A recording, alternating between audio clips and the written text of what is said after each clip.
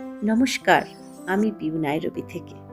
আজ হচ্ছে 25 নভেম্বর 2025, বার Tuesday. Office থেকে ফিরে ডিনারের তৈরি। আমাদের দুজনকারই একটু সর্দি জ্বর মতন হয়েছে, তাই জন্য আজকে ডিনারে স্যুপ আর পাস্তা ভেজিটেবল দিয়ে। খুবই সিম্পল একটা খাবার, কিন্তু যখন সর্দি জ্বর মতন হয় না, তখন এই ধরনের খাবার খেতে বেশ ভালোই লাগে আমাদের। দেখুন, আশা করি আপনাদেরও ভালো লাগবে। আবার দেখা হবে, ভালো থাকবেন।